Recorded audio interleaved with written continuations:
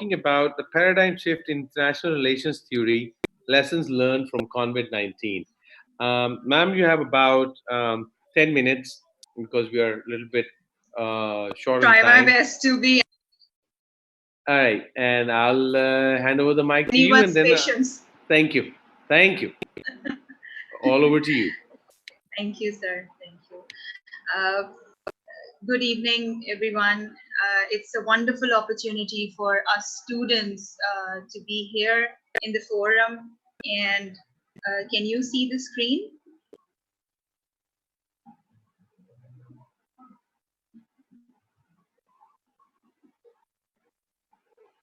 Yes, we can. Okay. So, well, my name is Sundus Basharat, and I come from an international relations background. So I must say that whatever this thought-provoking and enlightening discussion was all about, that was the practicality. And today I'll be talking about the theoretical relevance to what I think we have learned and we can learn from COVID-19. So the sequence of the presentation, as Dr. Ali has already asked me, that I have to be very short and precise, so I won't be reading them out. It's in front of you. We know that this situation has been a very uncertain situation. And from epidemic to pandemic, it has converted itself, because what epidemic is a disease that affects a large number of people within a community. And I always say one thing, that there is a difference between pandemic and epidemic, because pandemic starts with a P, and P is actually the P from the passport. So it has that traveling ability, which has halted life in a very depressive manner. And if we see the figures of WHO, we see that there are more than 4.5 million cases reported, and there are almost or perhaps more than 200,000 cases of death that have been reported. So now my paper or my argument is about the coronavirus is an ongoing pandemic outbreak that has shaken the foundations of not only the world, but it has also tend to affect the dominant foundations of international relations theory. And if we see it in this perspective, it is not just a medical crisis. It is a political crisis. It is an ideological crisis, and it is too soon to predict when the crisis itself will end, because the uncertain situation has no end time.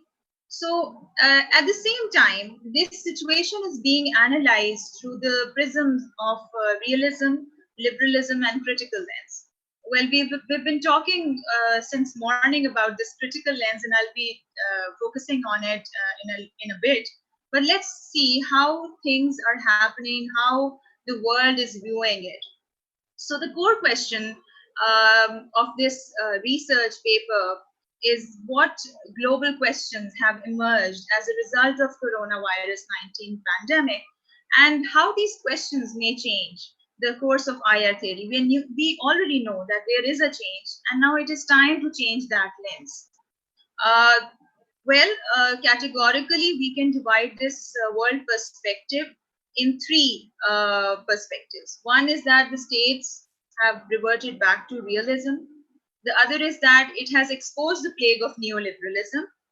And the third point, which I see totally goes with the summit, it's not a tragedy, but it is an opportunity to build a better world. So when we talk about realism, since I come from international relations background, and in literature, realism is the traditional school of thought that talks about self-help of the states and how to survive in the anarchic system.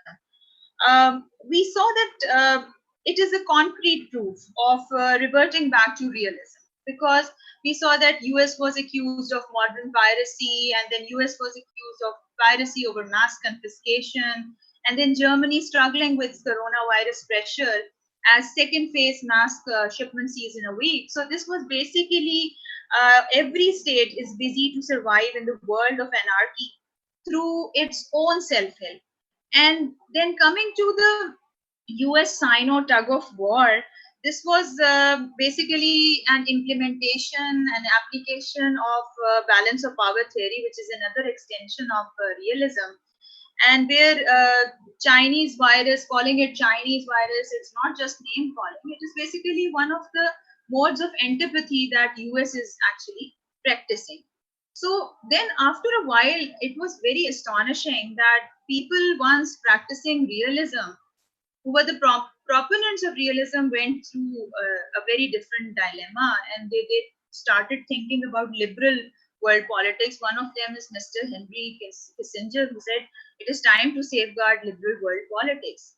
So let's see what happened about the realism concept.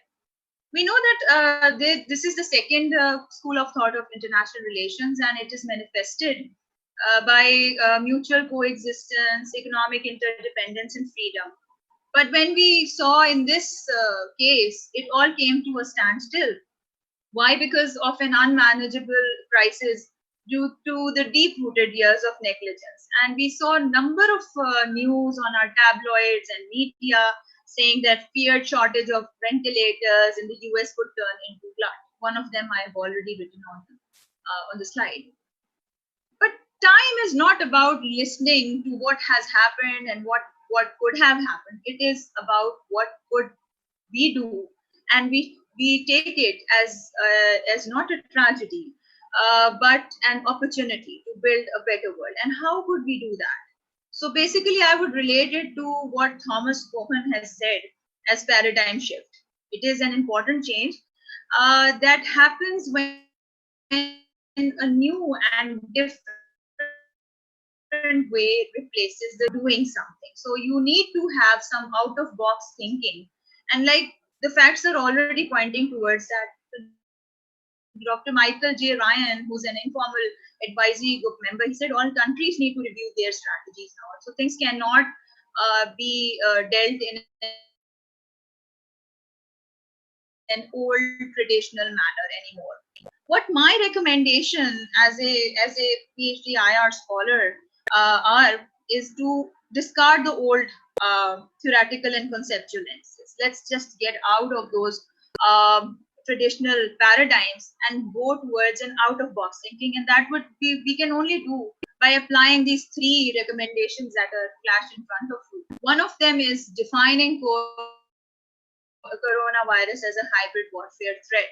And since morning, we've been listening to hybrid online education and blended education. So this clearly helps me out to explain that hybrid threat are simultaneous and adaptive employment of not only the conventional weapons but also the unconventional weapons, because it is time to move towards a very different context. And defining the pandemic as a hybrid warfare threat can not only provide us the opportunity to prepare our military doctrines, but our armed forces in response to future bioterrorism attacks.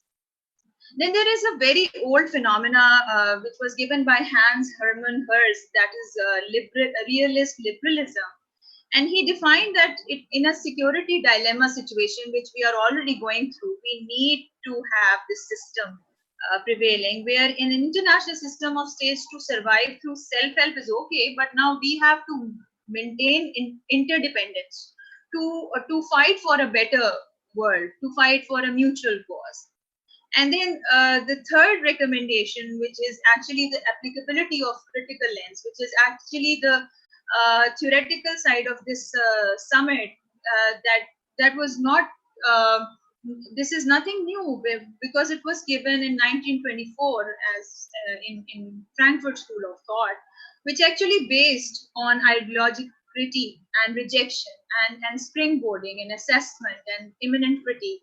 Basically, immanent critique is something that we do when we have to think introspectively, and this is what we are doing since morning, and we'll be continuing it for the next 2 days.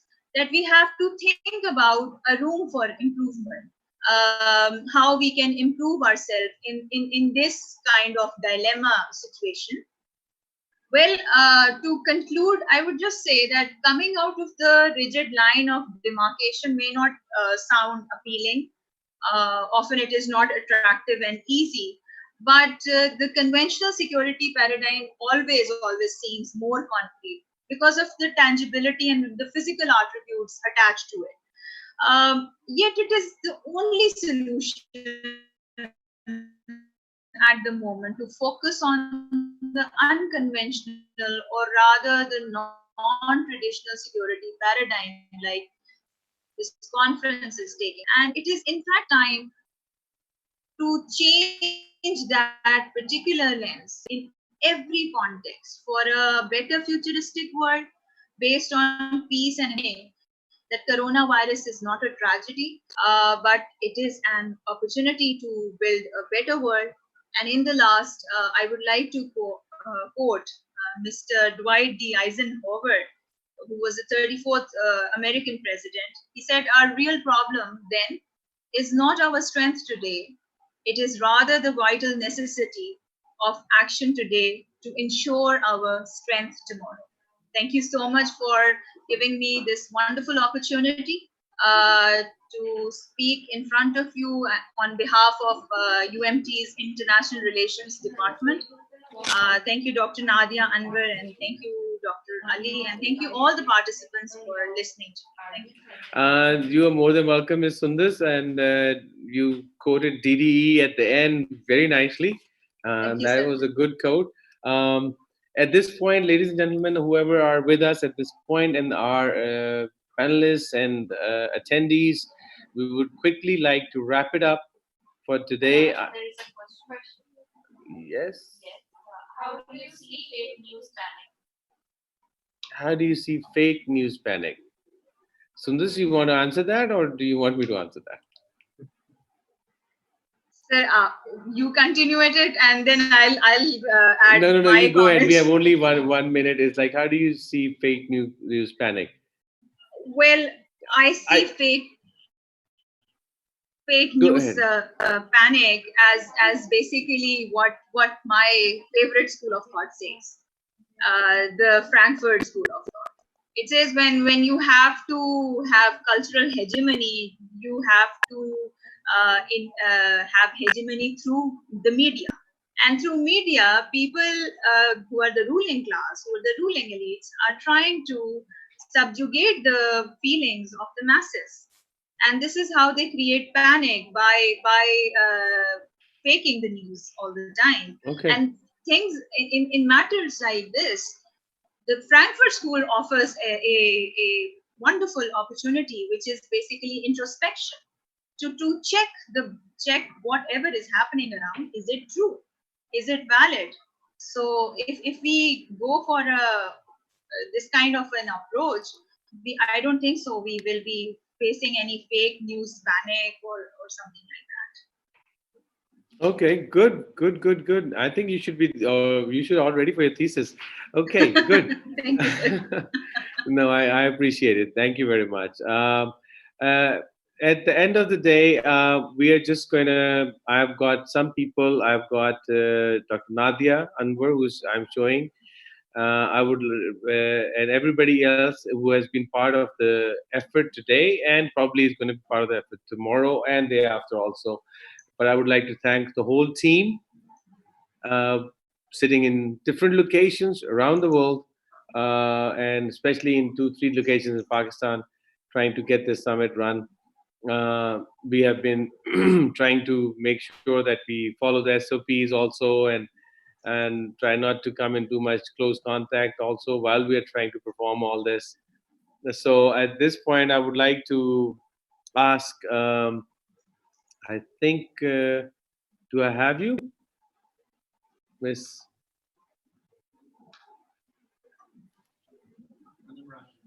Okay, is Miss Anam online? Okay. Okay, it's not. So we have at the last of the day. I just wanted to starting to wrap up what happened today. We started off with an